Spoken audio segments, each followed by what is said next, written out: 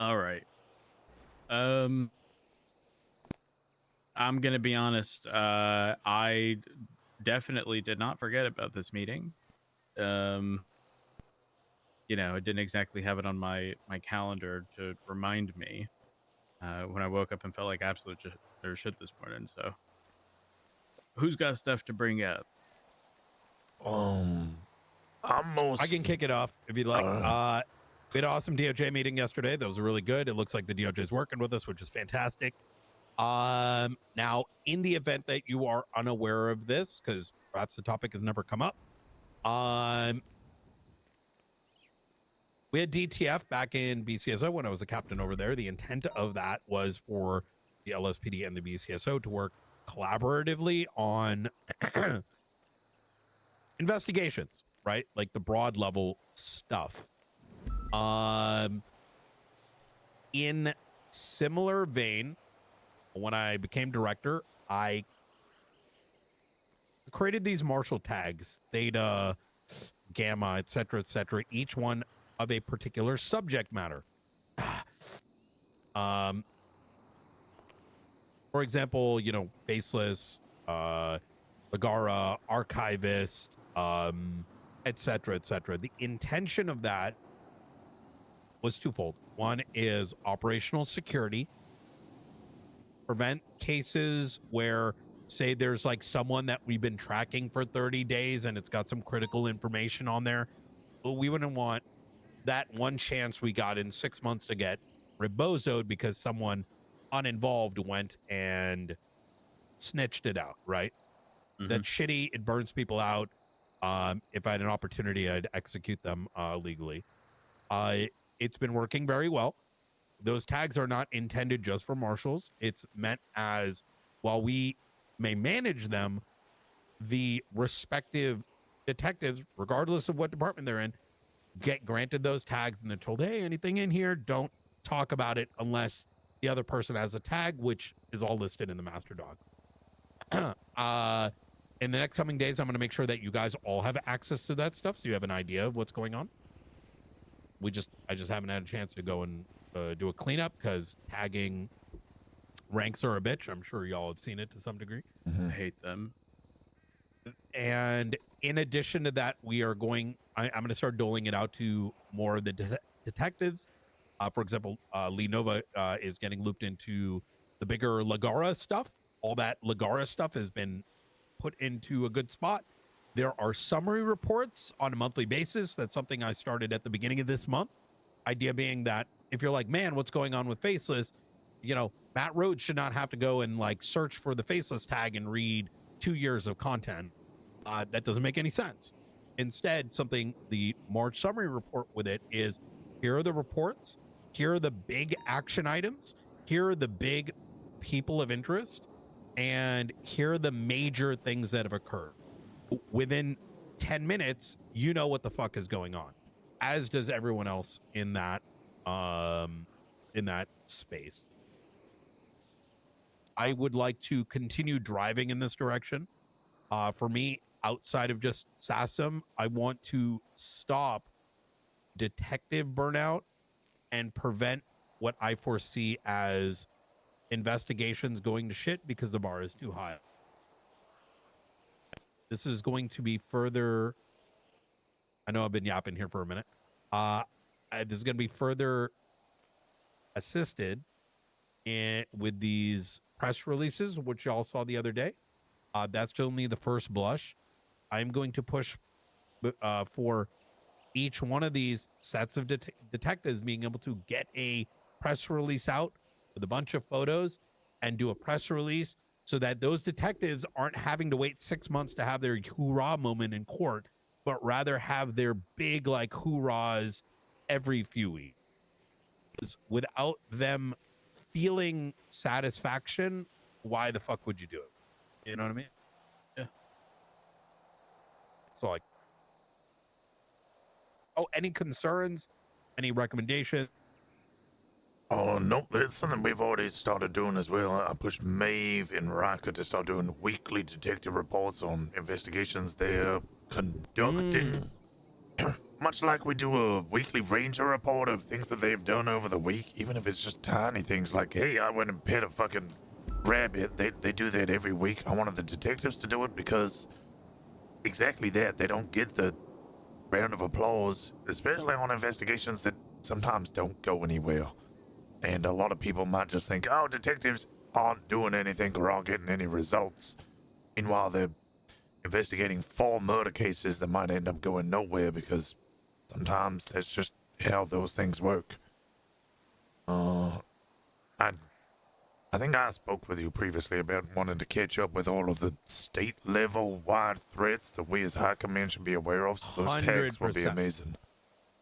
I think once we get all that shit sorted, like I said, it's very administrative heavy to get those things sorted. But as soon as they are, I would love to have a collective powwow. In fact, Kingsman put some books together with nice summaries, but I'm gonna keep it a buck. We decided not to put them out after Pred started to Pred. But now we don't have that problem anymore, so y'all gonna get some copies soon. Wait, hold on. I was just told that the ODPD stuff went through. It did. Yeah. Is there like is there a period of time before they are? No. They're Wait, back. so They're things are just in limbo? operating. Wait, they're operating? So they're on duty. Carmine's their captain. Maxwell's their assistant chief. And have they formally announced Proud is their chief yet? Yeah, yesterday. Okay, so then Remember yesterday when they learned that Denzel forgot to appoint the chief, and I brought it up, and 10 minutes later, Angel gets up. Yeah. Yep. I have heard that they are planning on almost everyone they're bringing on board is just going to be brought on as a captain. Oh. Well, I think it's written that they're equal to LSPD as well. So I guess we're just gonna have a LSPD bunch of captain? captains again. Listen, I'll make all our my captain rookies senior are captains, by the way. Just I forgot to mention that. Sorry, what did you say? Brian, what did you just say? Brian's fucking with us. Okay. Well, All I his mean, rookies that's are my. captains. I mean, it could be like. I mean, I can make up whatever, right? Like, and everyone that's can, above yeah. a rookie is a just below high command, but above captain. Yeah, that's what I'm saying. My captains are about to be senior captains, and if the ODPD matches, then I'm gonna have fucking senior pro plus max captains. Captains. Supreme Commander God. Captains. Captain pro plus max. Are there any other 5-star terms? general level 51. Prestige 3 Captain. Oh my god. Okay. Brian, I will say, just as like a like have it on your radar, I will not at all be surprised if Carmine immediately just tries targeting other departments off rip. Oh, I believe it. That's Luckily, my it's not my problem anymore. Looks So at what the do you mean it's lesser like- jurisdictional authority in Los Angeles County, me and Ross. The lesser? Oh, I don't know. Like, as long as there's PC, right? I can't really, Yeah. We just had an issue. The wrong. thing I had to deal with right before this is there's allegations that the warden is targeting prisoners and beating the fuck out of them. I'm just kind of, well, what you gonna do, bruh? I say it tongue in cheek. Obviously, I do take it as a responsibility. Do not be surprised if to them I say, well, can't do anything, or you hear me saying that. That's more, it's my tactic of saying, hey, I'm not looking, but we actually are. Yeah, I kind of doing the same. And then I go for their fucking throat. I'm having complaints about Carmine and Maxwell's behavior already, which I'm just write the report and just go, okay, I'm just taking it. It doesn't look like it's anything. And then if it actually is something, we have a paper trail. To make you aware, Carmine does have captain rank in the MDT now, because they're having to make their. I think they've got to create a department, right, for the MDT and all that jazz. because he I had don't no know MDT how any of that access, works. but obviously he needs the MDT access. So I just gave him MDT access by putting him as officer, and then he called me back. He was like, "Just to let you know, I am actually captain." So obviously I've given him captain rank, so he has that access to the MDT. Who's technically their chief?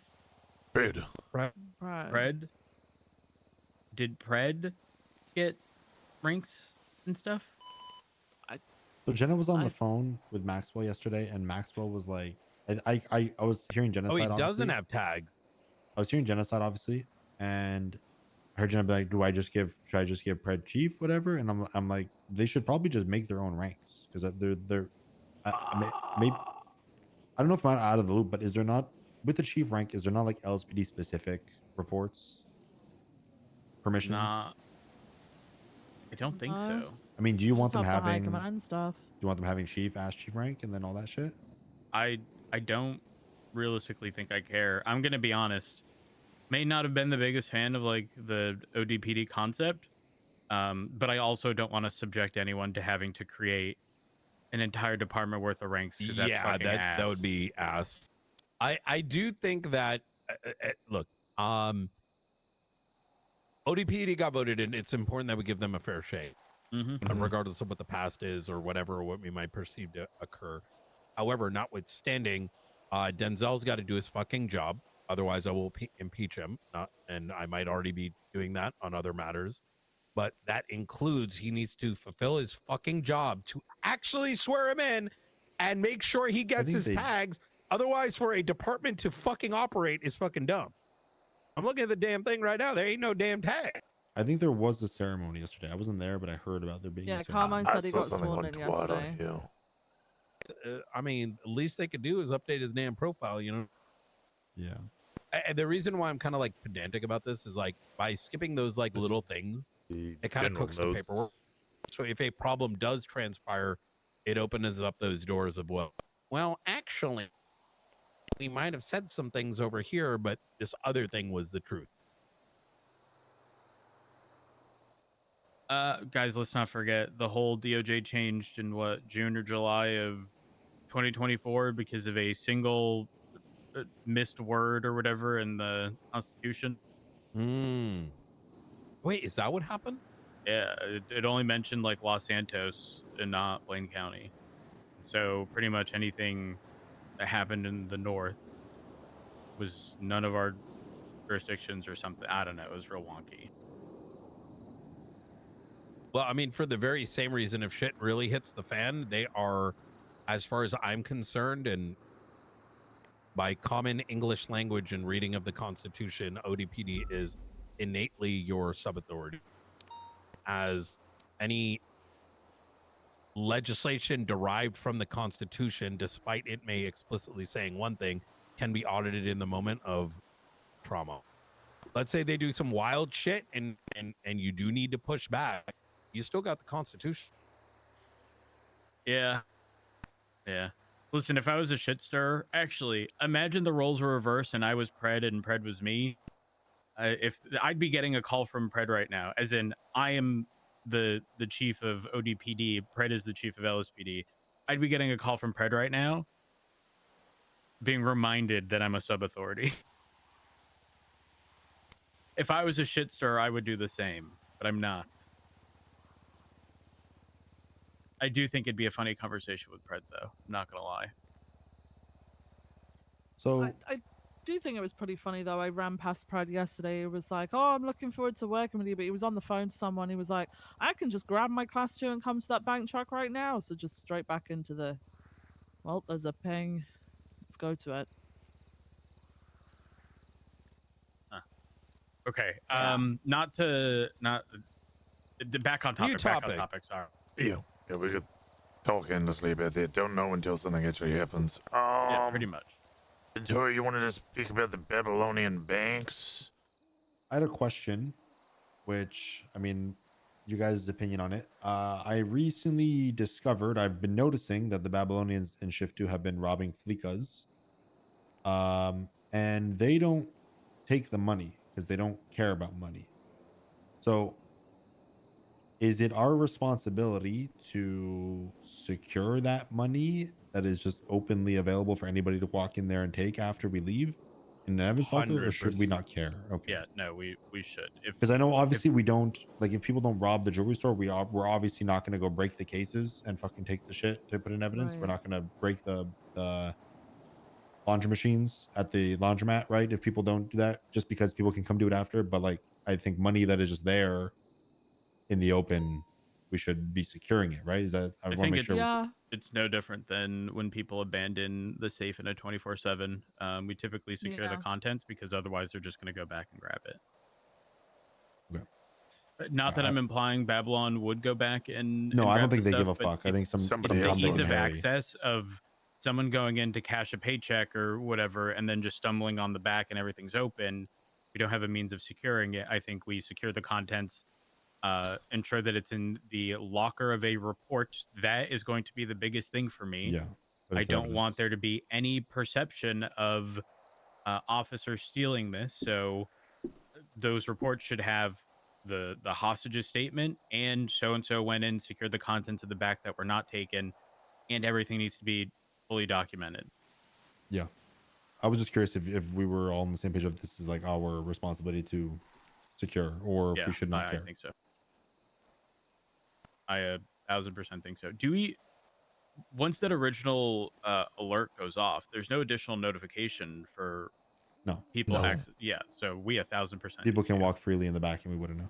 Yeah. Do you know how there's those like New Babylon would end up being the shark, and do you know how sharks typically have those small fish that like follow them around? Yeah, Mhm. some That's what people would end up doing with New what Babylon. They'd be Alan, the small I, fish. I asked Alan about it because it was shift two, and he kind of made the point that I was thinking is, if I've noticed it happening, somebody else eventually will, and Oh, 100%. they'll profit off of it.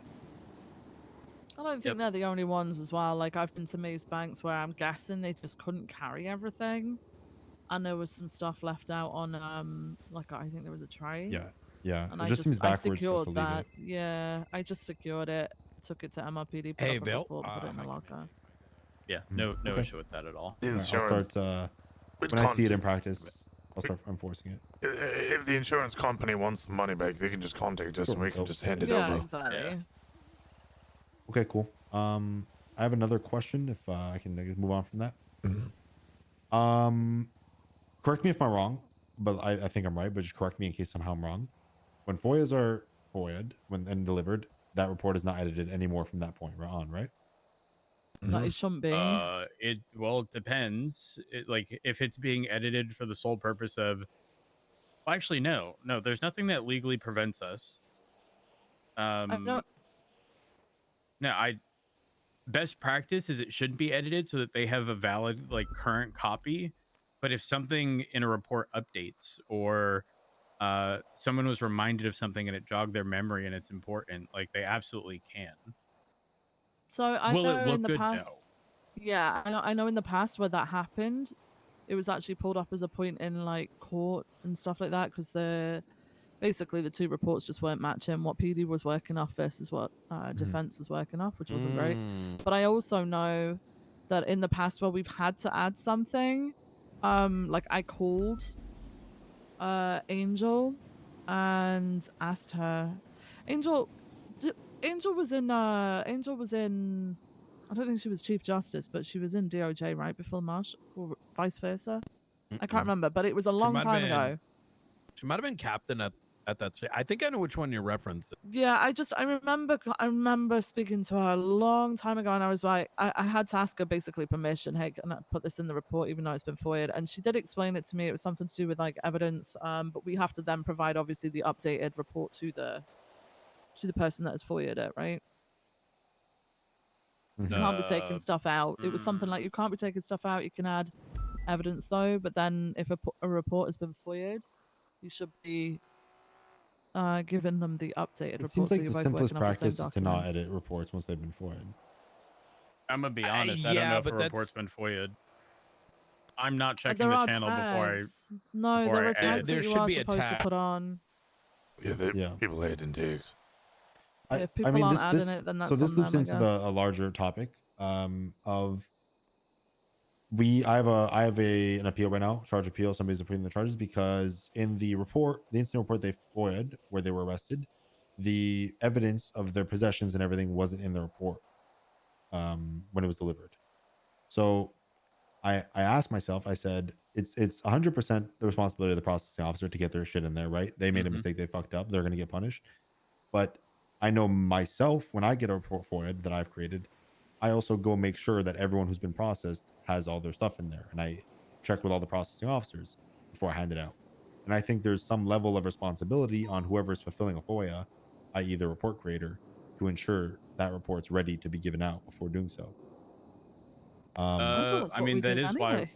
that is It's why we have the 72 hours is to yeah, ensure that I think everything's there's in order. implication, and I want to say like is it as simple as like we update the template we use in the FOIA report to say like ensure the report's fully completed, like because Hold it's on, such a whoa, whoa, I whoa. small. don't disagree. In your scenario, are you still within the 72 hours? No, the what do you mean? Okay, in a FOIA where you realize photos of someone's possessions are not in No, there, pass past the 72 past it. hours, and it's going Pass. to an appeal. It's already on the docket for an appeal. Okay, It's then you just motion to add evidence with the yeah, additional I stuff, am gonna do and that. My point being is like this is like an unnecessary thing I have to deal with now because um like it was never added in the first place, and whoever fulfilled the FOIA didn't follow up with the processing officer. And I'm not saying it's their fault. I'm not saying that person made a fucking huge mistake, but I feel like there's a level of responsibility of if you're the reporting officer to ensure that report's complete before handing it out. yeah, I agree. that is true. So I'm Yeah. thinking we edit the template that because I think I don't know about you guys, when I'm doing a FOIA or fulfilling like submitting a request, I'll just copy the last one that's there and I'll edit the name out, put the new lawyer, I'll just copy paste the template from above. So I think we update the FOIA template in our email chain that people copy paste and just have it include, something about ensuring that it's complete 100% and whatever, contact all involved officers, Mm. all involved processing officers to ensure. So I don't know if that. I don't know. That is implied in our training with fulfilling a FOIA. Is you do Yeah. not fulfill that FOIA until you have gone through it. No one I should don't be disagree. doing that. I don't I But disagree think at if all. that's the point, the level of responsibility falls on that officer, and that officer should be the one to hold that responsibility. I think the problem is though, um, let's consider how many FOIAs truly get service versus the sheer amount of law enforcement officers we have, and then we put on top of that the creator of the report. Like I've had to stop it internally too, right? I had a marshal who would create reports on behalf of others to timestamp, and I was like, don't do that. Right. The why is because while that is valuable, it fucks it up because now that person who might not be around very often is going to be sought after for the FOIA, and not the person who's the Yep, scene lead. and Right. they're And going to be clueless. exactly, uh, in order to resolve, so one thing I've been doing is I will, at the end of these like large situations, right? I don't expect anyone to. I don't do it myself either. Like some crazy 2-hour thing happens, bro. I ain't trying to like fucking write an entire report right now. Like I'm chilling. I'll Mhm. do it in the morning. But I will try to get everyone or someone to on the top section write down every officer name. It accomplishes two things. One is ensuring that over the course of that week, because I get it, it's a big scene. I like for me, like within the week, we have someone, we have a way to track people down. Hey, put your statement in, put your evidence in, blah blah blah. But the second is in the event of a FOIA, we know exactly what officers were involved. The reason I use that example is I agree that it should be the reporting officer who has to track it down, but likely a lot of these guys have never done it before. They may not know who to at because we don't have a part of our template that lists the name. You know what I mean? I tell you what, I've been doing for big scenes like that is I will add who I know was involved. I will then tell the people I know who was involved to also add the people that they know was involved. Because there's going to be cadets and stuff that I don't know the fucking name of. I think we're all And talking about the same thing, to be yeah, honest. We're all in agreement. I'm 100% in agreement with Viv in the sense that that's kind of in our training that's implied. My point is that even though it's implied, it's still being it's still not being done properly. So updating the template could only benefit. Just I like a agree. verbal reminder of it saying ensure this is done could only help avoid this problem in the future, I would imagine. But I'm 100% sure like people it should already be done. I shouldn't have to edit the template, and it shouldn't be thrown in their face to make sure this report's done before handing it out. Yeah, What I don't. template are y'all using? Because I've It's seen like 20 different templates. by template I mean in the FOIA channel. I mean in the email chain, our FOIA channel, when we copy paste the Oh, Yeah, just that please thing. react in 24 hours, please, whatever in 72 hours. I'm saying understood. add a line in there that, reminds people that these reports need to be completed with all processed people, then so that reports cannot be edited. Do we want to enforce reports not being edited after being FOIA'd? No. That's not No, realistic. it's discretionary between Okay. each like because they could get permission from DOJ and defense, I guess, It's an to be absolutely able to not do from stuff. me. No one's gonna prevent me from editing a report. End of story. There's something being robbed on a boat. I will say, the whole like acknowledgement in 24 hours. Isn't that a DOJ requirement? So the reason why I put that in the template in the beginning, this is like a couple years ago, is to cover the legal side of it, to ensure that like every officer knew the legal side of having 24 hours. The 24 hours was to let us know that they'd seen it and acknowledge it, and then the 72 hours is so that they know that from that point they've got 72 hours. It's a timestamp because of the time that the message goes in. There's So it is. 24 hours is kind of insane. I'm gonna be I real. agree. Wait, There's a sorry, two-part sorry, issue, sorry. by the way, Very on that. quickly. And it gets is in the worked. law, by the way. Wait, You take one day yeah. off and you're fucked. Brian, you might want to get marshals over to that 1090 on the boat. Yeah, I was gonna say there's a boat in the docks. Chupacabra Street, the one that's been hit pretty consistently with Has the it? DOAs. Not with a 1090 call like that, but we've I had don't 911s. It's Am I over blind? under a place like south of the Maze Bank Arena. Yeah, you got Nova and Petrov responding now, just under La Puerta Freeway, under the bridge. I've never seen a robbery over there. Me neither. I've seen 911s there. Brian's responded to 911s there. You've had DOAs there. I think it was Lagara related, but I've not seen a 1090 pop off there. So real quick regarding the FOIA stuff, there's actually something that Robin had brought to my attention unintentionally. He sort of showed his hand. The 24-hour period of acknowledgement, it does say, we'll acknowledge within 24 hours. Here's the thing. Our acknowledgement doesn't even timestamp when someone actually does it. So, like, that's going to be impossible to track. But secondly, Oh my Part god, we C? delete it and then put it back on. well, no, you could do it at the 48-hour mark, and no one's going to know it wasn't within the first 24. This might be something we ask DOJ that it's a 3. All right, so listen, guys, look, this whole FOIA thing is fucking dumb. And the way that it works, it's unreasonable. This isn't a full-time job for 99% of our population. We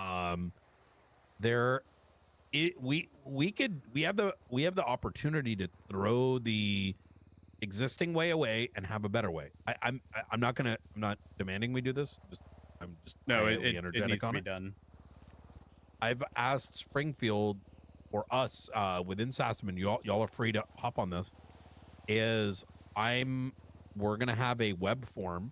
If you want a FOIA, you fill that shit out and it goes to a sheet with all the information that high command and command would need to know.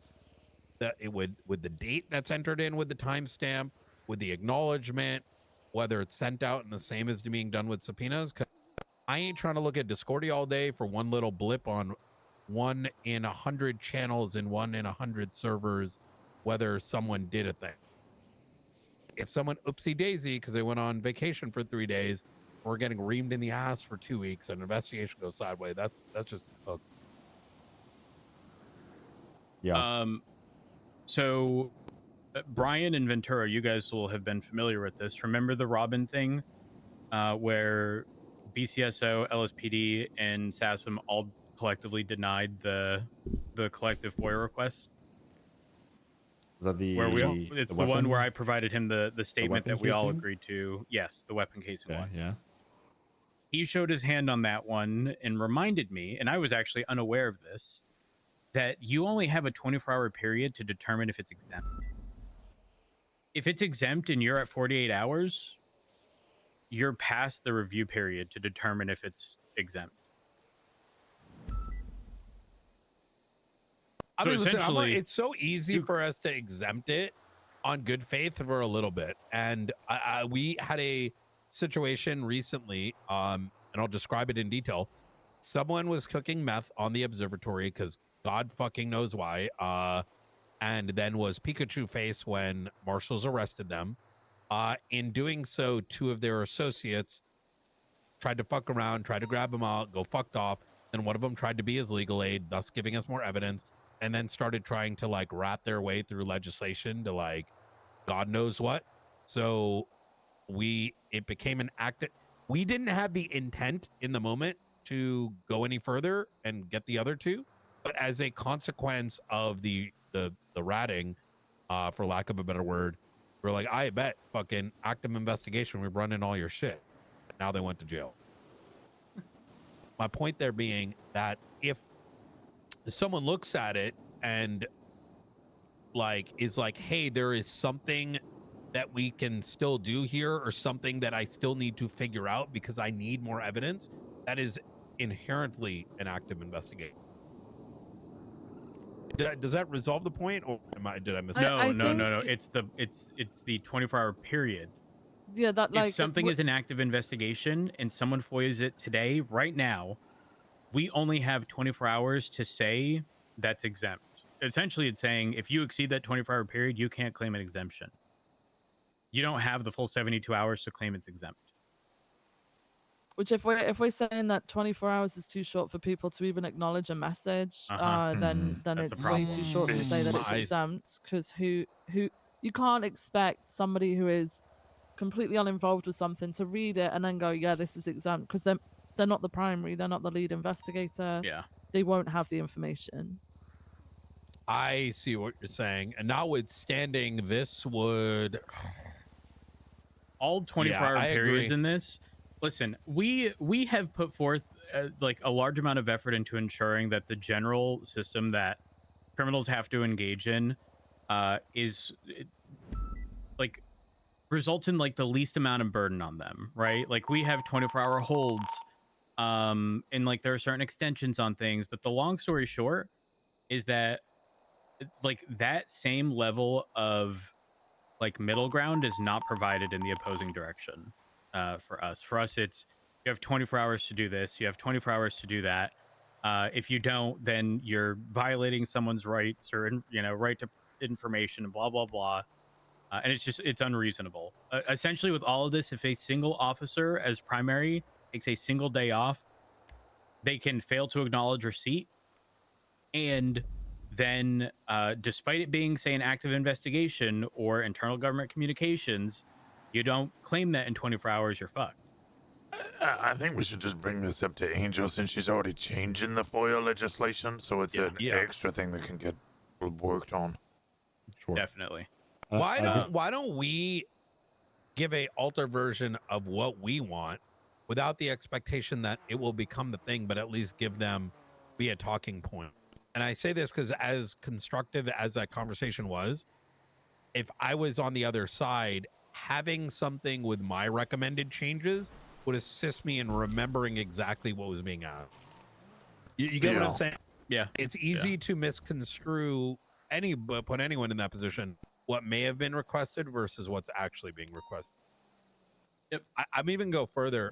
I think it should be 72 hours to acknowledge, 5 days to deliver. Times have changed. Culture has changed. It's very difficult. We want to do right by everyone, and these gotchas are not good for a system. I agree. Okay. Because it'll just be weaponized against us. Yeah, I will say though, I'm kind of on the same page as Rhodes in terms of I don't think reports should be edited after being forwarded. I think it's a lot simpler to just if you have something to add, you make a new report and you reference it. No, I No, don't agree with that at Rhodes all. is the opposite. Yeah, Rhodes is the opposite. Wait, you said you think things should be edited? I'm editing the original report. Absolutely. 100%. And then you're handing it back to you're handing it back to the lawyers? If I'm primary in a situation, and I know that a report has to be edited, and I know it's not going to fall within the 72-hour period, because let's say the statement I need is an officer who took a 3-day leave, and they're only going to be back 24 hours after that 72-hour period, I'm going to provide them the current one.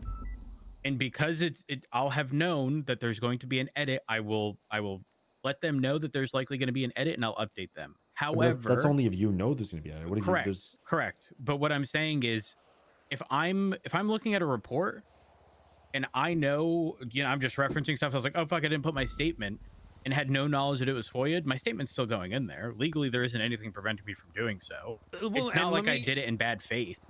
I agreed. I also want to go even further than that. We provide FOIAs. Let me just put up my glasses real quick. are they digital FOIAs or are they paper FOIAs? No, they're digital. Okay, so It's a printout of a record. Well, it's a capture of the record at the time of request. if I give you if I export you right now something and then I export you the file, is it So that link doesn't actually change. It's static. but will the contents of the link update when the report's updated? That's click an, No, export it does again. change. As soon as you click export again, that link will update with whatever it is Yeah. at the time you last That clicked same export. link or that Yes, No, the it's same, same link. link. No, Yep. it's the Wait, same link. it- You have to press Oh. it again, right? yep, it does. Oh, there we go. Well, so MDT things aside, and tell me if I'm going way off the reservation. The only thing we give a shit about is the Constitution, and what derives from it is legislation. The legislation is something that we can alter. The lens by which I think it's important to maintain is people have the right to information and the right to a fair trial and due process. Mhm. And the reason I point that out is us updating a report because of whatever the reason might be, as long as it was updated in good faith. In other words, we weren't intentionally hiding information, be it you were on vacation for 3 days, be it we're like, oh shit, there's some more information, I need to add it. I think it is only reasonable to be updating the proper report with the proper information, because the only time that report is going to be fully serviced is if it goes through the court process. So in the event someone FOIAs something and they have some capture of information, I get it from maybe a citizen's perspective, like, oh my God, more information got added. Well, yeah, motherfucker, because we don't like sleep after, we don't just hit a button and the thing's over. If they then bring it to court, we literally say, add, you have the current report, version. it's been updated. Okay, And if they notice it's updated, there's no wrongdoing. So- They got that shit. just so I'm following. So technically, like, let's say I handed fucking Viv a FOIA, whatever she requested, she got it. 5 days later, I was like, oh fuck, this photo should be in there. I could add that photo, export it again to update it, and then tell Viv that it's been updated. Yep. Sure. Yeah. And there's I nothing don't wrong even with know it. that'd if we to be pedantic a little bit. I don't even There's not nothing a legal requires us to give them the obligation. updated one. But it's best practice. It would definitely be best Yeah. practice What about- and would resolve any like bad faith arguments of like So what trying if it's to like conceal. what if it's posted on what if like in this case like, it's an appeal posted on the docket in their current version of the report? Then you You'd have to notify the add court your for the evidence. updated. Okay. Yeah. So what I did in this circumstance is I had him add the evidence into a separate report and I motioned to add that evidence into Yes. the docket posting. That's what I did. You could have done it in the original and then just literally reposted the FOIA. And unfortunately, while the link is gonna, I guess that's sort of kind of a tricky thing, because the actual link itself will be identical. So, Well, I do think if think you that add a this line needs- at the bottom and you just say note, February 3rd, 3 p.m. Eastern, added this photo post FOIA thing, and then you let them know, hey, it got updated, and it's very clear what was updated, what was added. So it's not like these legislations where you have to go run it through some goddamn diff checker to figure Yeah. out what changed. That's just, we all hate that from our side of things. We shouldn't do that to them. Okay, so best practice would be post FOIA submission, or I guess delivery timestamp anything being added to the body. Yeah, and do it like at the bottom. Maybe do a line above it so it's very clear Line what break, was added, what this day, changed. Yeah, this added. Yeah. I do think that whatever this is should be not only discussed but also put into legislation, because I think leaning on a judge to make a decision that may or may not even be baked in law and more about their feelings of how buttons work is a dangerous route. Because here's the thing, from our perspective, I think it's beyond reasonable that someone might Karen their way into a FOIA like 30 minutes after getting arrested. The reality is that we don't necessarily work on their timetable, and it may take us a little bit longer. And so having that clarity then instead of getting sorted out at the end of a court case is probably the safe route. There is no you can't deny a FOIA because the report's incomplete, right? I mean, you just I'm gonna be not real with really. you say it's an active investigation, we're still collating the information. Yeah, but unfortunately that ends up being like a dangerous slope, because oftentimes I feel like people would never be able to justify the active investigation. Well, Like pending a statement from an officer, I feel like you can maybe articulate it, but I feel like it would be weak in front of a judge. Well, so I want to be very particular about my phrase there. If there was an incident and there's a request put in, and we can service this in 3 days, then we service it in 3 days. But if there are extenuating circumstances preventing us from acquiring the full scope of the evidence, I think that's well within reason. In fact, it's something that as a part of the denial, we can let them know, right? Hey, these two cops are in fucking ICU. We are awaiting their release before we conclude this. And if they were involved in the fucking FOIA, that means they were involved for putting the motherfuckers in ICU. So suck my dick. You know what I mean? Bring me to court. Yeah. I mean, obviously it'll heavily depend on the articulation, but you're not wrong on that front. I would think in an overwhelming majority. Like yeah, exactly. I'm by no means saying like we open the door for every age-old cop be like, well, I'm going on Disney World this week. I'm denied active investigation. Yeah, Maeve that would be call you problematic. guys And then as well. who? Maeve? No. To be fair, too, right? As I don't know if this has been done, but if something gets FOIA'd, we need to put the tag in there so that any post facto stuff we do, we have, let's say the legislation gets updated, we know what needs to be done, if that makes sense. That's one of those things where people do, but also people don't. That's one of the things like Viv said, in our training, it's implied to do it, but it's something that's overlooked. Well, that's why we're having our administrative team handle it all.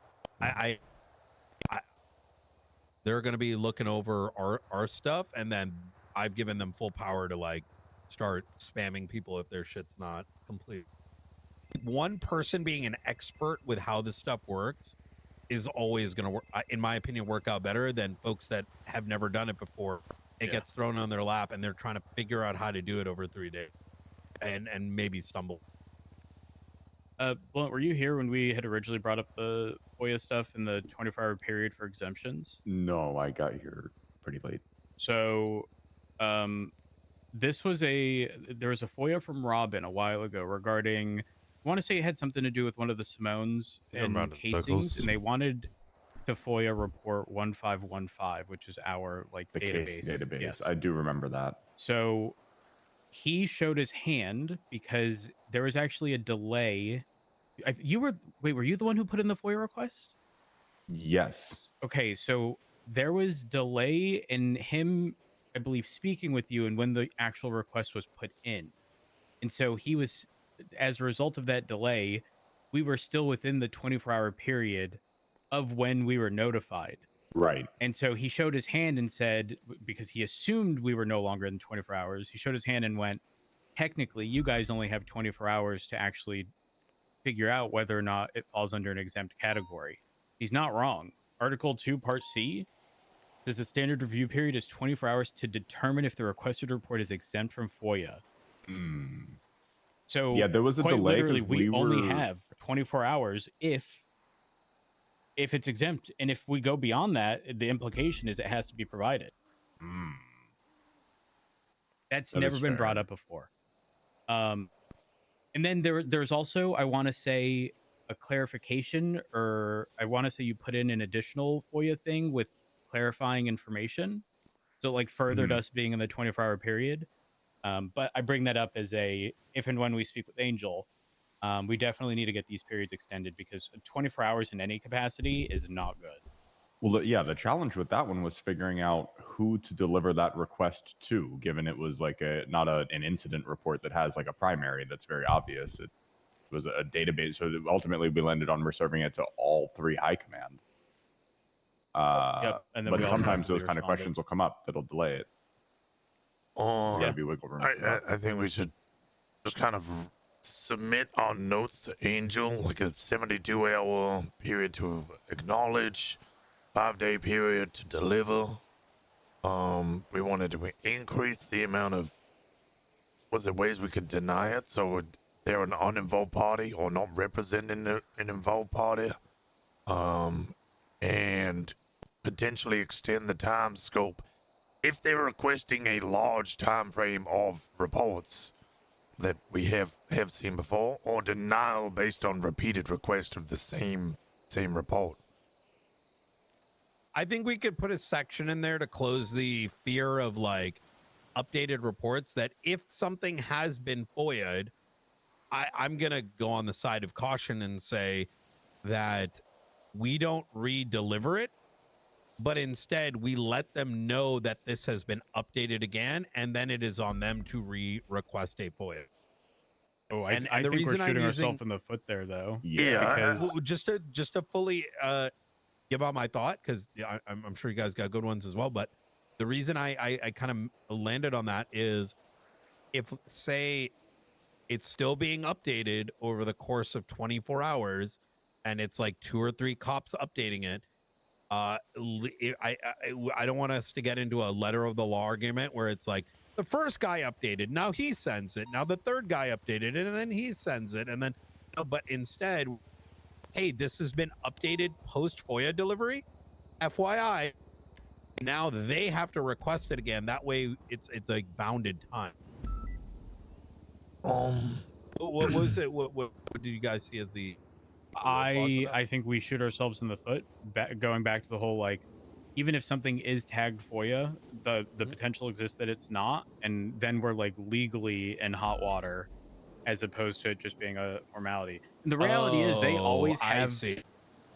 Well, actually, the link won't update unless you actually press the export button, right? Well, the link is the same, but Correct. the download won't actually change. I see. I disagree, because I think we're shooting ourselves in the foot by leaving this loophole open, and then us getting into a situation like in the past where now a judge live in a court case that could be huge is like, well, actually, my opinion and gray area interpretation is that this was wrong. And And as then a it kind gets of thrown middle out. ground, make it a best practice for us to add the evidence that is that report within the discovery period. So if there is any material changes between the FOIA and the one that we have, it is evident within the discovery period, which allows the defense the opportunity to check the evidence and change their course of action if necessary. See, I think, but I think that falls under common sense and would happen regardless. So my You know? expectation would be that if that's going to be the primary issue, is in the event where it's brought to court, which would be when it's primarily an issue, that it would be resolved by default. If it's being submitted and there's an outdated version, like if you're involved in the case, you're going to know if it's been updated since the FOIA. And I think it gets resolved then. Potentially, yeah, you should know. I'm thinking of, people being scatterbrained. They get the FOIA request, they deliver it, and then they don't read it again, and somebody else has filled in a statement 3 days after the FOIA, and they don't know, and then they turn up at the court, and suddenly they're looking at a roads rule violation without even Ugh. realizing. Your case law. Yeah, that's kind of my thing. Like, I definitely agree with I like the idea of the protection of here's what we're supposed to do, because that at worst is like a civil case, right? As opposed to something that can like be a roads violation and the entire court case gets written.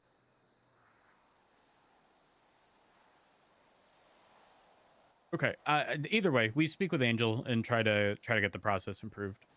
Are you opposed with us, like collectively, like 1, 2, 3 of us, like updating, putting forward like a suggested legislation, just so they Not have at a all. working No. copy? I think Not we at should all do that opposed. 100%.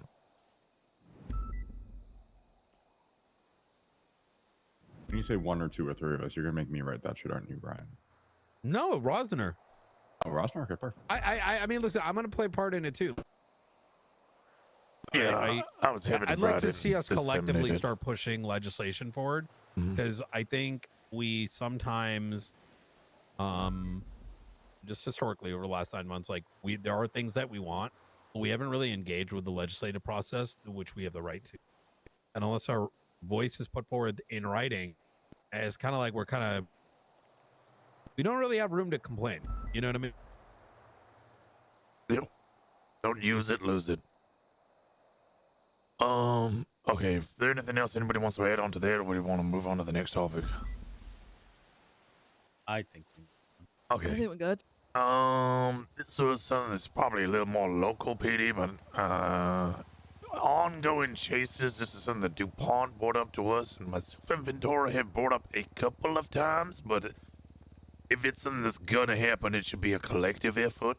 And we get into these extended chases that are an hour and a half, 2 hours, and we realize that we're just chasing ghosts. Everybody involved is just felony obstruction of justice. We're chasing multiple people, and then maybe they even go into a holdout, or we're just chasing endlessly and endlessly and endlessly, getting vehicles. If we get to a position where we're just chasing people with no primary actors involved anymore, are we okay with the idea of just fucking breaking off and dealing with actual crime going on? 100%. Yeah. We've brought that up many times over the past few months. People should not feel obligated, especially if at the end of the day the primary people are gone, or say they had robbed a bank and you know damn well that they've already stashed stuff. You haven't seen them in 45 minutes, right? Like they're not just going to keep that stuff on them. Like at that point, if you don't have any of the primary people, break the fuck off. Like to chase interference or someone who's obstructing, and then them being picked up, someone else is now obstructing, and all you have is obstruction, and there are other calls happening. Yeah, sure, it may have stemmed from a Polito, but there's now a cash exchange with a new hostage being robbed. At some point, like we should be making those calls. I think the point you're highlighting and that has to be highlighted is it really depends on what else is happening. And I think people have the option to, and you reinforce people having the option to break off, but it is not necessary. If there is nothing else of priority happening, there's no point for people to break off that chase. Yeah, If other stuff 100%. is happening, then sure. Yeah, this is enforced. If you've only got felony obstruction of justice, everybody must break off. But it's a decision call that I would like to disseminate to our captains and then command so they can push this idea forward more comprehensively across the departments. I mean, I'm gonna be honest. We've empowered normal officers to make that call if they're primary. Yeah. It's I feel like something it people should happens. just be doing, but they I think there's very much a concept of we have to get someone, because it's a lot of people are putting in a lot of effort, and we're trying to crack down on things. And I think people think that is done solely when you get a suspect in custody, and it's not the case. Like even a car, like even if we secure the thing that was stolen and we don't get any suspects, I don't. There is always something. There is always something else that is going on. By the way, it's not just a case of like literally being out there and talking to people. Is there something else that could be going on? You see a lot when you do that with people, right? So Yeah. I don't This care if is there is another priority call. If it's gone on for too long for what it actually is about, then just break off. Yeah, this is something that's like really prevalent in shift 3, where the calls are it's feast or famine, everything at once or nothing at all. So like when that one thing does happen, listen, I'm gonna be honest. In shift 3, quite frankly, I don't care if the pursuit is 3 hours. If there's nothing else happening, I would rather the officers stay engaged Mm. You know what? I'm Yeah. just gonna Rosner. There you go. Thanks. Oh. But no, it shouldn't be an absolute requirement. But if there are other things happening, again, ultimately, I think that's for primary or whoever's involved to make that call or make a suggestion. I don't think it needs to be too formalized in a if this then that. Cool. All right, perfect. Disseminate that to command and Yep. try and get that encouraged rather than enforced. Next One top. thing I will say go though, on. sorry, just adding on onto that, is people Viv, take do it you mind upon speaking up themselves. just a little bit? Oh, sorry, my bad, my bad. Okay. People will take it upon themselves to decide when a call should be over and will just silently detach. That is another issue that we should probably be looking out My for. God, you're so right on that. Like, yeah, they might Or be over attach. it, but they shouldn't be. Yeah, that's another thing. But like, It's a huge it problem. they shouldn't just be doing it. That's the primary call. The primary of the call should make that call. And if the primary of the call isn't making that call, and command think this is enough is enough, then obviously they could step in, right? But yeah, people are just taking it upon themselves to make that call and just detaching without saying anything. And then you can't. It's the struggle to keep track of people, especially when there are interference, etc., and you're having people attached to the call and silently as well. So Rosner, yeah. Rosner, give me Yeah. the umbrella, and then you can keep jotting down notes. Oh, okay. There you go. Thank you. Let me just go on this side. I just don't want your Whoa. notepad to get wet. Thank you. Just a few steps through. There we go.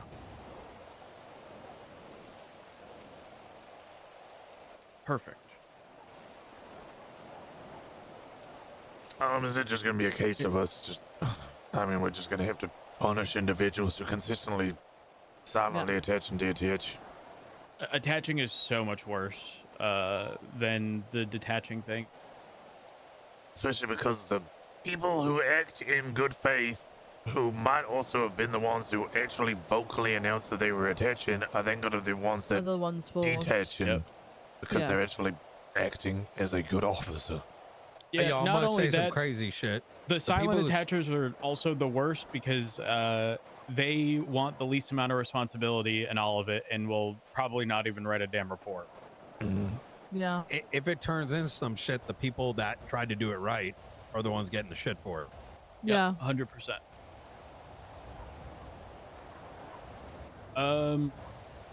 Next topic. Anyone got that? Yeah. It's kind of a two-prong up, but it was gonna start off with a discussion with this is very relevant with the marshals, because of the undercover ops that are ongoing. Aggression towards Babylonians in an attempt to de-escalate, whilst they are essentially just sitting on rooftops and shooting us if we even go within 50 feet of their fucking compound. Like, as a disconnect, we have officers who get shot and not trying to breach that every single day, because if we do just breach it every single day, my instinct is eventually it's just going to lead to a point where the only logical conclusion is to call in a couple of Harrier jets and start dropping bombs on the fucking thing. Like, we can't get to that point, so we need to Leave that one on the table. Leave that on dial the it table. back. Well, if something like that was to occur, there would take an extensive process of evidence collecting through UC ops and a more formal understanding before we start calling in military.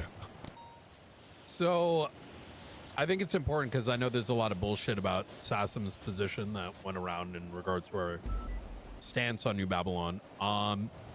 So historically, there was a period of time where New Babylon was assisting rather directly with the Faceless. However, it was very well understood that any crimes that they commit, they are going to see the end of it. Hence why many of them went in for murder, this, that, and the third. However, I think an important thing to sort of recognize when handling them is my position, my department's position, is that they are not, there are going to be elements within the New Babylon as the community that are going to operate like gangbangers, some that will operate as individuals defending what they perceive to be their own land, and then those that, you know, don't really do shit. And as such, like I myself noticed that, you know, there might be a lot of heat around this time, but in the evening, they're rather docile outside of like Benji and Alfonso. And so with that having been said, I think those that are operating with New Babylon need to be able to recognize beyond the them versus us, because if we approach it as a them versus us, we're going to take the L each time. Right? Does that make sense? Like if these motherfuckers go drive into New Babylon, like we dealt with this the other day, I personally just say, I fuck this shit. You know, if they can go over there, I ain't dealing with that. Call too small. However, if they do some wild shit like fucking like they did back when they took a bunch of, you know, elected officials involved and they went into New Babylon, we fucking icing all of them, right? Hands in the fucking air. Otherwise, we're gonna ice you, right? You have an option to put your fucking hands in the air or go inside, but you take a gun, you're gonna get iced. It's just it is, as long as I think we can articulate that we're not the ones escalating and making it a, you know, hey, someone like 4 people are wearing like, you know, brown jumpsuits, therefore we shoot all the brown jumpsuit people, I think we'll be on a good leg. But in regards to your second point there, you're not wrong, right? They're expanding, but we've also been watching them expand without any pushback. Now, I've had some conversations with some of the other marshals, and for the longest time, it was reasonable to see New Babylon within the gates, right? Within those wooden gates. We've seen like, okay, they're within the wooden gates. They haven't crossed any roads. You can reasonably articulate in court that the owners of the you know, the trailers that exist own the land internal to that entire section. However, now that they've expanded beyond that, I don't think there's much of a leg. So now 2 problems present itself. Number one, what is the position of Blaine County Mayor's office? That's important because they, as the representatives of the people, if they're not pushing back, it's kind of like, what the fuck do we do? We're not the legislative authority. They kind of have to direct us a bit. The second is that regardless, let's say they're like, yeah, we don't like it. Any structures that are outside of those gates, we should be writing court orders for their dismantlement. Otherwise, they will continue to expand. And slowly, the legal argument surrounding it is going to begin to evaporate. Why? Because things like squatters' rights that don't exist but can be derived from the Constitution is going to be on at our throat. There's other avenues we need to really start considering. Not that this dissuades from, like, obviously them being idiots sometimes. I was told that they normally provide officers a warning to leave and then shoot, but they're shooting very specifically the vehicle. Not that, again, I'm not going to sit here and say we shouldn't do anything about that, but like, I know they obviously don't fuck with us. And based on what I was told, it doesn't sound as if they're, I know it's going to sound stupid, it's not as if they're trying to harm people necessarily, but it very much so is a, I don't want you here, leave. Is this when we're inside or outside? Outside. Yeah, outside. The experience that I have is when we're outside, we're typically out of our vehicles because you just sit in ducks, right? So we're out of our vehicle. They shoot at us, not at our cars. Yeah, they. I was gonna bring that up as, but there was a bunch of 71s just outside the front gate of Babylon. We thought maybe it was a gang shooting, so about 4 or 5 units turned up. This is something that has happened multiple times over the past couple of months. We turn up, we have a look, we realize it's okay, we go to leave, one person's straggling behind, and then they get shot, and either go down or start calling 78s because they've been shot, at which point, that's a breach, right? I spoke to Luciano today, and I was like, you shoot an officer. We have no other recourse but to breach your compound and shoot you guys down. Like, there is no other way about it. They need to understand that. But at the same time, I don't want to be throwing meat into the meat grinder over one person taking a photo and taking too long to leave when the primary order has been to leave. Right. I feel like What did he respond with? Luciano, he said he understood the consequences of his own actions. He said that he gave 2 warnings, and then somebody he had no control over fired a musket. He didn't know whether it hit. There you go. Yeah. That's the problem. Even this thing that happened on the what they mark as their doomsday. I don't know if you've heard this already. Yeah, I was speaking to CJ yesterday about this. A consequence of I know that there's perception that we did this, that, and the third. Listen, I'm not going to speak to what Carmine may or may not have said, but they've got some gangbangers in there, right? That are very quick on the trigger, and there isn't internal accountability that they got. Am I making sense? When you got 50 motherfuckers and you got like 3 ex-gangbangers that are looking for a reason to shoot, one of them pops off and then shit goes down, they bear half that responsibility. My point there being that, yeah, okay, Luciano, you can't control it, but you're the fucking militia head, bitch. So I don't know what kind of horse shit he was giving you, but he quite literally runs the militia. Yeah, no, I understood it to be all shit. Motherfuckers got to own his shit. My main reason for not going in was they kick your doors in. 5 units versus fortified defensive positions. But I can understand Miller's disgruntlement. Opal previously, they got shot, and we just leave and don't do nothing is a hard pill to swallow. But at the same time, I'm aware that we do have this investigation going into them, and I wanted to try and create some breathing room because they're so suspicious at this point. They'll shoot just even random outsiders who take 3 steps into their front gate. Like it's kind of impossible to do UC ops if you turn up without actually going fully undercover and joining the Babylonians for an extended period of time. If they would just shoot anybody who moves in to try and get intel. There's the other aspect too, right? Is a lot of them do leave the complex. And if shit gets hot, right? Nothing prevents us from isolating. I'm gonna give you an example, right?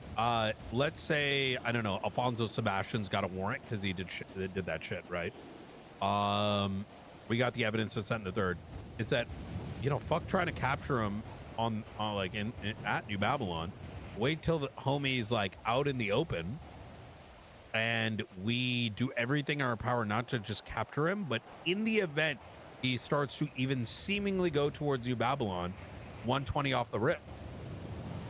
Same as if they're going down the pier or an ocean dump. It's like exactly. To me, it's the same framework of if you're obviously it needs to be handled right? Like I'm speaking among us. Obviously, we have our own folks that I'm sure might jump the trigger here. At least among our command, like, hey, they're clearly going into what is an ambush. We need to stop that for everyone's sake. Let's start tearing their shit down, man. I think we should talk to Blaine County Mayor's office and start going after all that construction outside of New Babylon Gate. Oh, I totally agree. I'm all for whatever fucking like hanky panky, like, fuck sex cult trade shit that they're doing inside there. That ain't my problem. But the moment you coming out those gates and starting to wreck things, let's start blowing that shit up. Yeah, no, I want to tear down stuff. I want to do it in a legal way that, is properly articulated rather than I'm going to charge in there with an M4 and start putting holes and shit.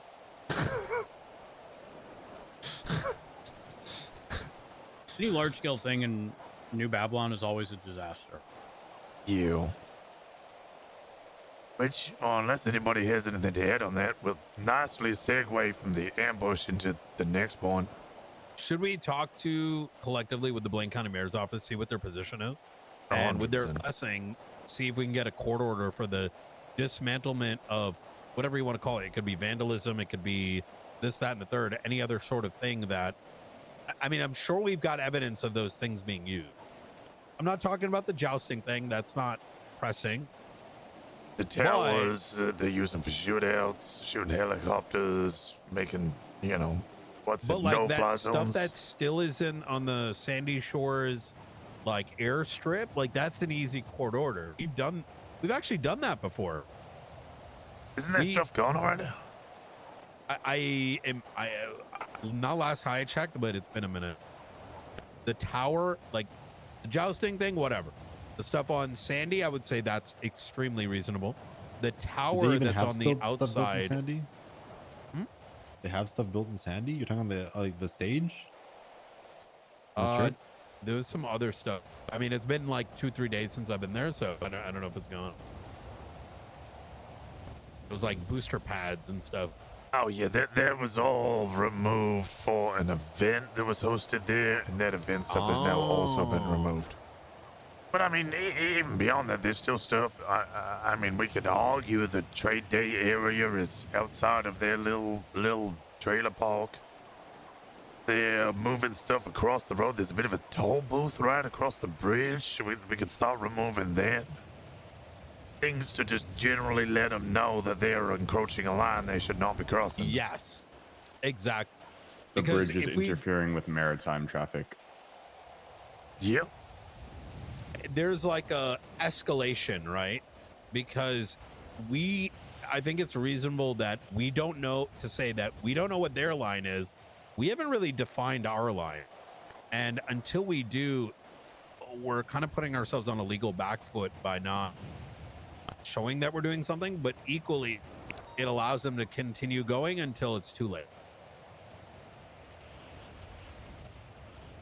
Hear me Okay, out. question. If they A don't taller tower on the hillside. Wow. That we own. if they don't claim, let's say like there's a random structure that we say is theirs and they say like there's not theirs, we can just tear it down, right? If they're not claiming like responsibility for it. I think it's safe to do it with a court order. Yeah, but like if they're not claiming responsibility, who are you issuing the court order to? Yeah, To but the- who do you have? You're getting effectively permit. I'm saying court order, but I'm kind of being a little ambiguous. Okay. Like it would be a, hey, we're doing this thing. Judge, sign off. Okay. It's an authorization. It's like Oh, a yeah. demolition authorization effect. Ventura, in your thing, I fear that like they will hide behind the whole. We have a lot of people. We don't know who owns this. It could be someone. It could not. Right? Like when you're speaking to the collective of them, there isn't any one person who's going to take responsibility for it. But it doesn't mean, like we know it's likely not legal for them to have. But what if there was something that was discussed with the mayor's office way back when, and it was done by word of mouth or whatever, and they think they have a legal backing? Then the Like, mayor's it's office just has not to agree to it, appropriate. and if the mayor's office doesn't agree to it, then they can get removed. Right, I agree. But what I'm saying is, like, there's still a process that we have to follow that isn't just Okay. tearing it down. I would say we can tear it down in some conditions if there's exigency. I'll use an example. There was I don't remember. We've done it a couple. We've teared shit down in past. They had I'm mounted really sorry. guns. I've got to go to the bowling. There was a situation where there's a massive shootout. Hazel waiting. I went in there and I took all the fucking shit I saw because it was plain sight. I haven't got a fucking car. Wait, We took their mounted guns. We took their boxes of please. Okay, you weapons. can take my car.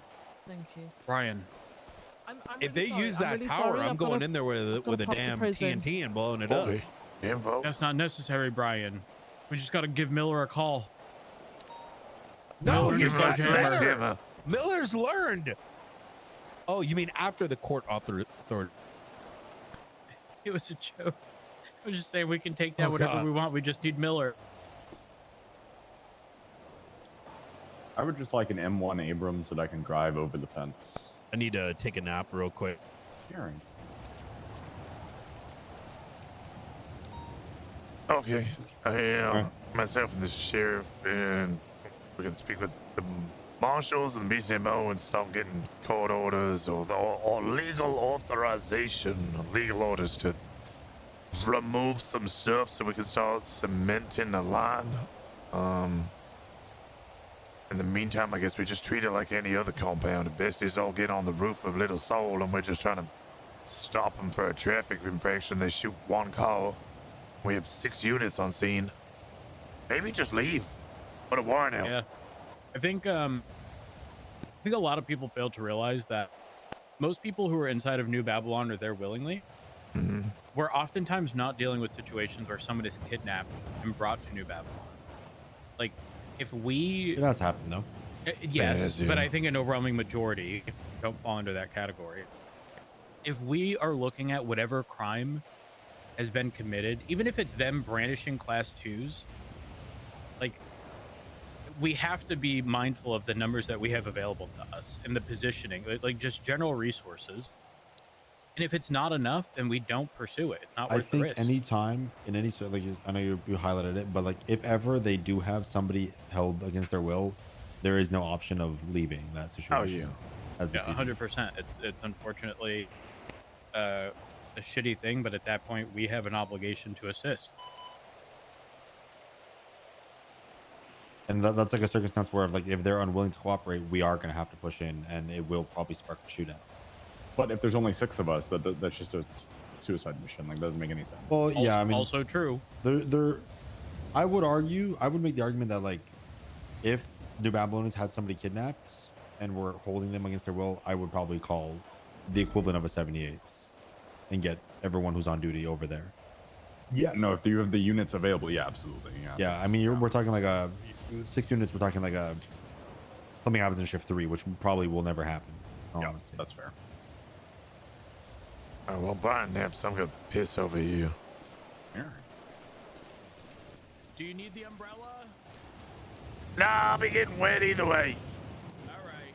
It's got that like paint on the wall that sprays back. This is everywhere. One second.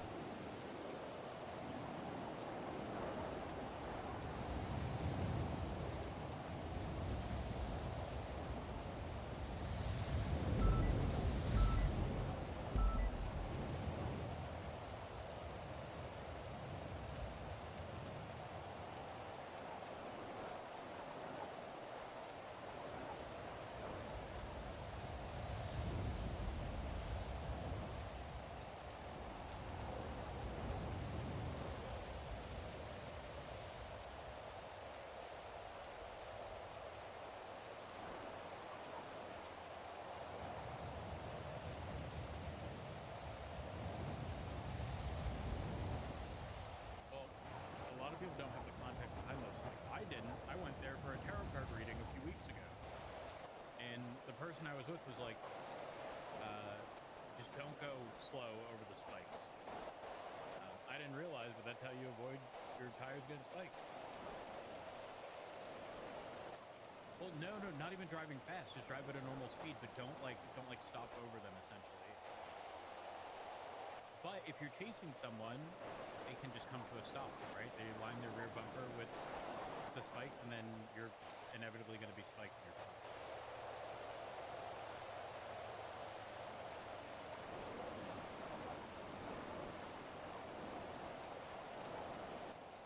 What's that doing with me?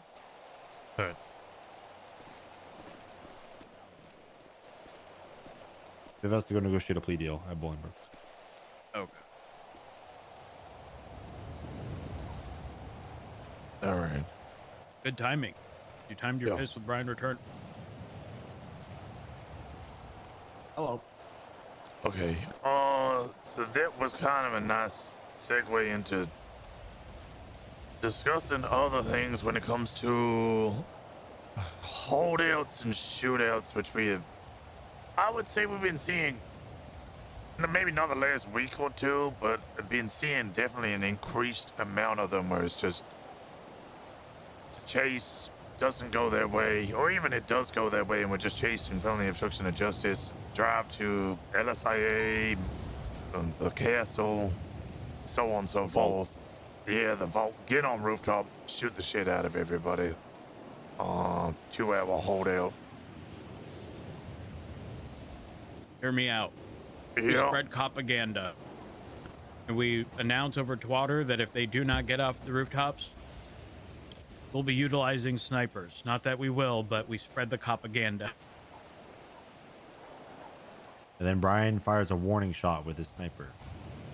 Oh yeah, it is being looked into, by the way. The snipers?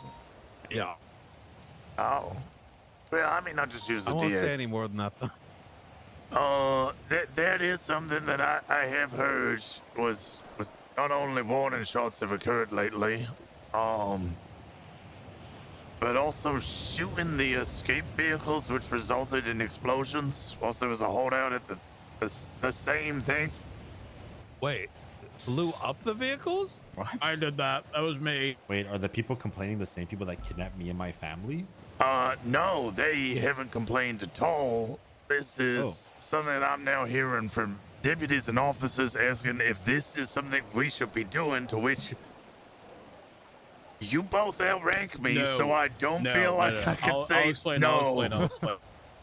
Do motherfuckers? If I could just like really interject real quick, I am kind of annoyed that half of these like new motherfuckers don't know what the fuck high command means or high command. Like if a high command member does some shit, they should know that the damn governor's collective hand would go up our ass and they would rip our fucking penis out. You know what I mean? So like if someone doing shit, we know what the fuck we doing. And just because you see it, don't mean you do the same fucking thing. Yeah, don't just question it. Rose Dumb did fuck. something doesn't mean that's like normal now. Like, If they say no, then it probably means don't make me have to CC you on some shit you're not supposed to see, motherfucker. You know what I mean?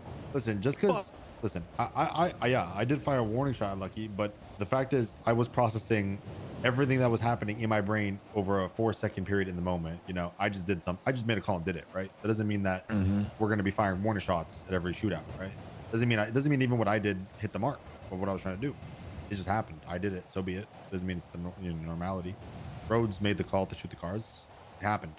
Doesn't mean we're going to keep doing it.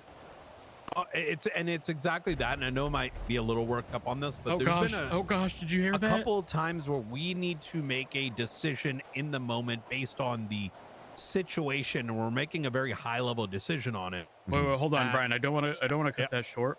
What Yep. explodes in this area? Why were there 2 explosions? The local helicopter kind of Okay. glides off path sometimes, Oh. and yeah. I was concerned. Okay, go on. I apologize. You get my meaning. Oh yeah, no, Yeah. I get it. I really want to roll. Like, I'm gonna be real. There was a day where I was about to like put out a damn announcement about. Do you see this tag? This is what it means, pussy. It's just very easy, and I think Brian, you're on the same page. It's very easy to look at something that happened after the fact with all the context and all the time in the world to think about it and judge it and question it, versus as in the moment once everything's developing, having made that judgment call. Like it's very easy to criticize and scrutinize stuff. There's a fire near us. We are not. Oh, we are there's not. a fire on the beach. Wait, what? There is. Smokes and flames on the beach. It You wanna wasn't check just it a out? helicopter. Oh, it was moonshine. Interesting. You want to take a Yeah, just I'll a quick take a peek? peek. Yeah, I got it. It's important. The reason why I'm kind of like passionate about this is that part of our role is to create situations that match other situations that are occurring. That is part of our role, our prerogative, and therefore we have the ability to go outside the standard SOPs. And motherfuckers got to get in line. Like if tomorrow we got to do sanguine, right, again, or some shit like SOPs don't have a plate, but it sure as shit probably was signed up. We got to make those decisions in the damn moment.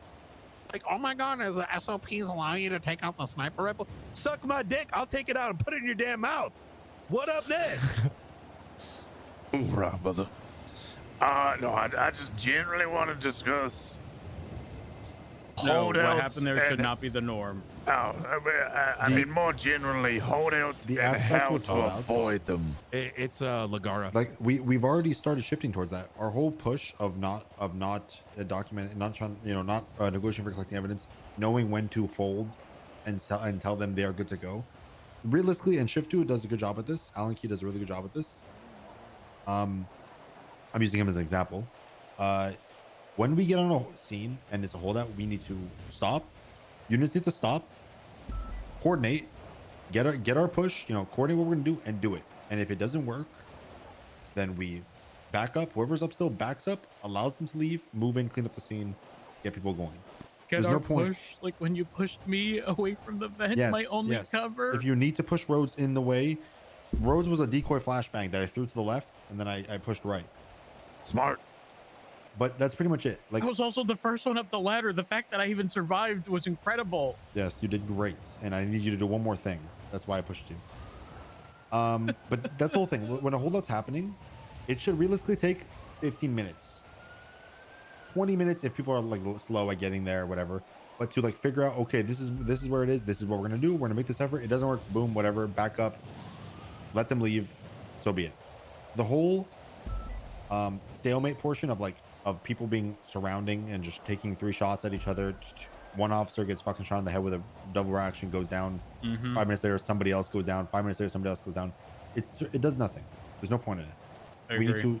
need to, as We need to PD, overwhelm all at once. yes, as PD, once we know what's happening, we come up with our plan, we execute our plan. Our plan works, yay. Our plan fails, oh no. Let them leave. Call them, say you're free to go. We've retreated. You're free to go.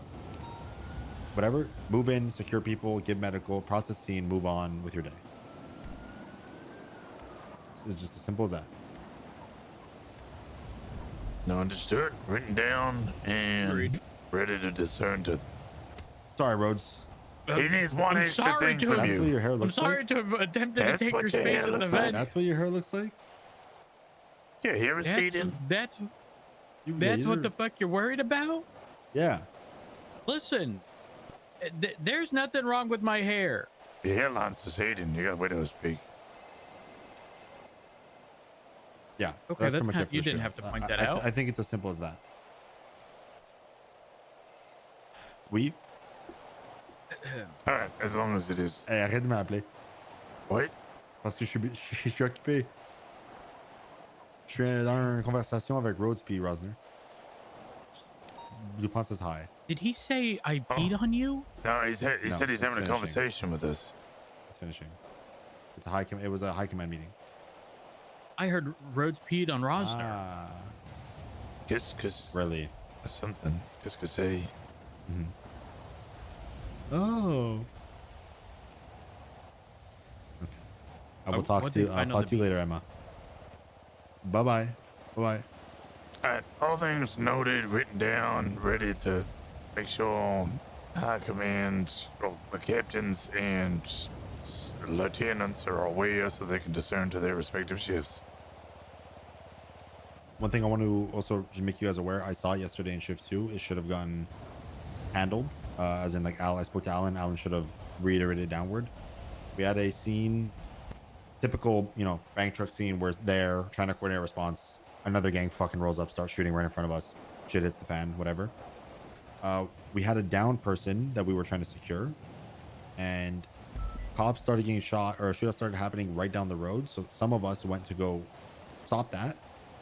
But everyone left the down person and just drove away from the down person and left him there. And he almost got kidnapped by the other party. So just Yeah, we need to save lives. reinforcing that the priority or the preservation of life, whether it be a down person that you are in front of, once you are next to a down person, if there is a down person here and it's only me here, I'm not leaving that guy, right? Yeah. If it's us 3 plus 2 other people and something happens over there and 3 of us leave, those 2 people should stay there. Like the 2 people, like, if you are noticing that person's about to be left alone, you should be staying with that person. Yeah. But if that person is in a really compromised position where you reasonably can't safely stay with them or move them without fear of getting blasted by whoever's involved in this, Yeah, I mean that's kind of that. just leave I'm them not saying there. I'm not saying like he's in the middle of the road. I want you to run over there and jump Yeah, on him yeah, and cover him with your body. But like, let's say we have already established a presence here, 4 officers. yeah, someone's something down and happens then there, yeah, I agree. We need to maintain our presence or move that person to somewhere safer. We can't just leave him, right? Yeah.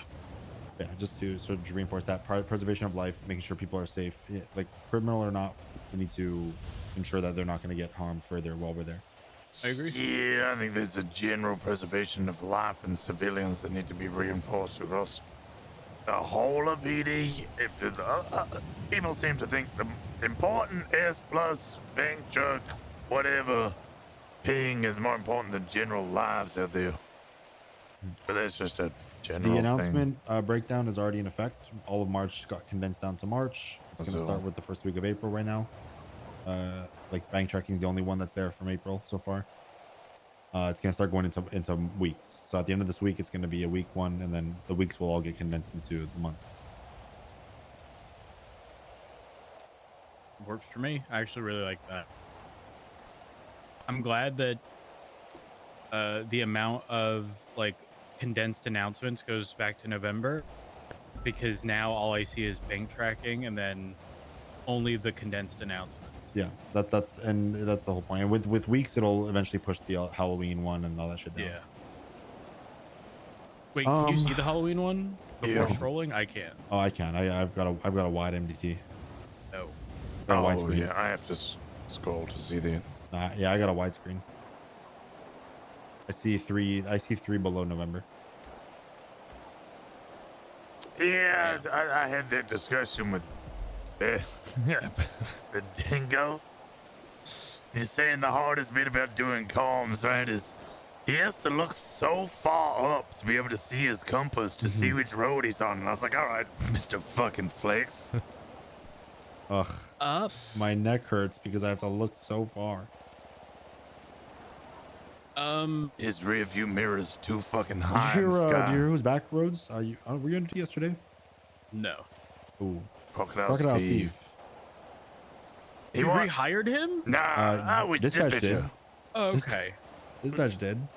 He wanted to get hired by the BCSO. I didn't know him, so he called me up. He told me he hates Australians. He's been fired 8 times by 12 different people. Is very controversial. Once killed a dog.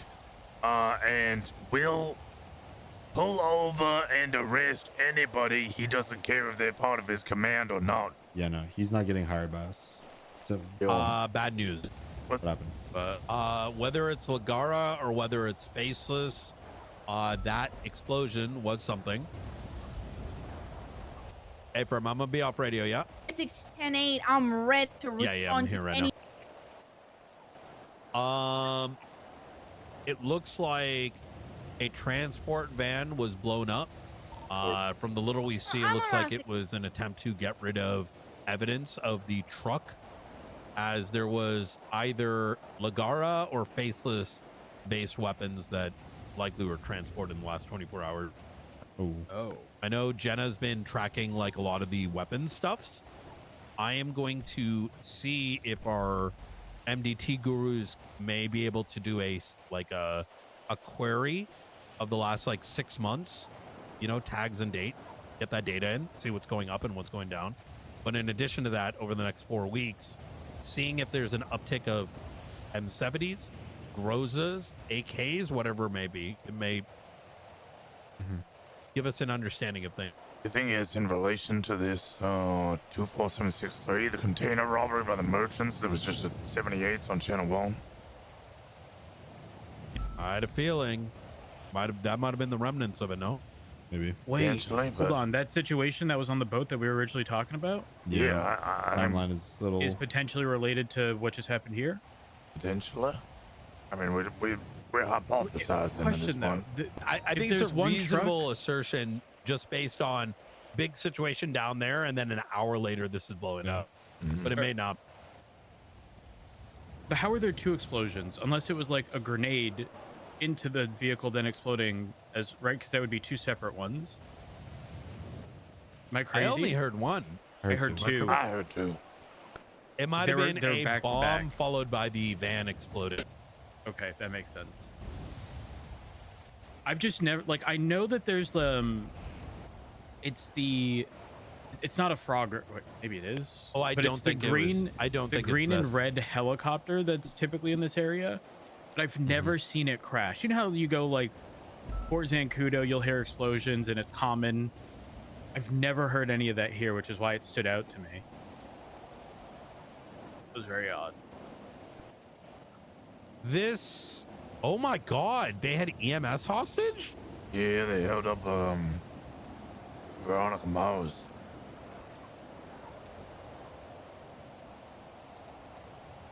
I'm gonna go out on a limb here and say it's possible that these two are related, but I'm less inclined to believe it's related. Just seeing who the actors here are. Well, does anyone have food and drinks by chance? Yeah. I'm a little hungry on. Yeah. Yeah, he's hard to dispatch. He's not going to get hired to be CISO. Ryan, you might hire him. Croc? Yeah. Hell. Brother, I've hired him in 3 different districts and fired him in 3 different districts Yeah, multiple times. Do you know what he said to me, Brian, when he called me after I you? fuck with Croc. I think he's actually. I mean, listen, man. It all depends on like what you're looking for, but Croc can be a fantastic officer if he is managed. I said the Sky stuff aside, I would entertain hiring that liability, but I'm not going to overlook the Sky stuff. Wait, what's the Sky stuff?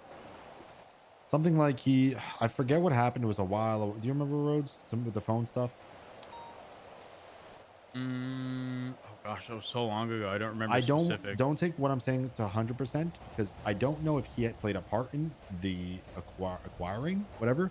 But TLDR Sky was like kidnapped and her phone was stolen by criminals, and then her phone was given to Croc, and Croc looked through all the information and leaked it all on Twitter. Because he said, "Oh, I got given this phone. I can look through it, whatever." And then he leaked all her texts and all her records to Twitter, trying to expose her as being corrupt. Oh my God! Why would he do something like that? I don't know. But Brian, why did that sound like a porn acted? Yeah, that sounded. My flabbers are gas. I just feel kind of conflicted on the matter, you know. I just glossed over it, but yeah, Sky's a lieutenant in my department. That's not something I'm going to overlook. So if he's going to get hired, I foresee him getting hired by Preds PD and running rampant somewhere in whatever shift, but he's not going to get hired in my department. Wonderful, because I would define Croc as a Bogan Pred? No, a vengeful Carmine. Ooh. But as his default setting. I think we should hire Croc and task him with oversight of the ODP. Listen, I would consider hiring Croc if we could control he's looking to do parking citations and stuff, right? I don't think he's going to want to do what we do. I think if he were to harness the desire for it, I think he would succeed, but it would entirely, he needs to understand that he's here for civilians, not for trying to look for reasons to throw him in jail. And that is something he does tend to lean towards. Mm-hmm. Traffic citation escalated into something. Brian, I don't want to be the bearer of bad news, but you hire him, you're gonna be fired. And by that I mean yes. Brother, it's gonna take one phone call with you and the coquette, your ADHD just fucking going crazy. Can I be 190 miles an hour, and he's gonna get you for reckless driving. Let's be honest here. Ain't nobody getting rid of me until I want to leave. Otherwise, someone try that shit, please. No, he's gonna try to hit you with the felony and then impeach you. Oh, you think he's gonna come out? Oh, I thought you mean from a liability perspective. No. Oh. He's gonna arrest you for reckless driving. I've defended one director from impeachment. I'll do it again. Oh gosh, I have such a headache. His opening pitch to me was, howdy, Undersheriff. I hate Australians. I've been fired 8 times by 12 different people, including Sab Bass, Kale Soze, Brian Knight, Kian McNulty, Jerry Sweets. That was it, I think he said Tessa Lamb. He said he once murdered Raymond Romanov's cat in an evidence room with a gun. He mentioned a couple of other things that I went, wait, so you want me to hire you? This is your hiring pitch? He said, yeah, I've been away for a year and a half, so I've learned I'm a better man. I'm gonna consider it. He's shift 3, right? Let's see how our, 2. you know, I don't our think new he's shift guy. 3. I He's think he's shift 2. Yeah, he's shift 2. 2 to 3. Not even into 3, is my understanding. Yeah, I I think think it'd we be need around another in like solid 2 hours. command in shift 2 before we could take on Croc reasonably. We got too many investigations on our plate. It's the reality of the matter. So, I mean, ODPDs. Honestly, I feel like it'd be up his alley. Yeah, I think he's gonna be the only ODPD that is around in shift 2, and he's gonna run rampant because he's gonna fall under their like command structure. He might he might become captain of shift 2, one of their captains. I mean, we're just kind of spitballing this idea in Star Roads, but they might be getting false, right? And I know they Boss is leaving. maybe I know Really? Sloan, who isn't high, she was LSPD, but got fired for inactivity. I know Bubba J requested a transfer before ODPD even existed. How many people are you losing? I don't know, and I don't know if I actually care. What's your stance on them coming back? I know some people in shift 2 are very. It'll likely be a no for quite a few of them, but people like Crystal, she can absolutely come back. In fact, I think we might go down the route of shared custody. Who? Crystal. Oh, I haven't heard of any deputies wanting to go. There might be some, but I haven't heard anything. Well, the deputies are not going to have any positive experiences with Pred. Yeah. So I think the math is mathing on that one. I think Tori Slaughter would be the only risk. Yeah, you might lose Tori. You might use your grandmother. Maybe. If she hang on, Damn, I you better get the get that fucking engine. $500,000 back if she leaves roster because I paid for that shit.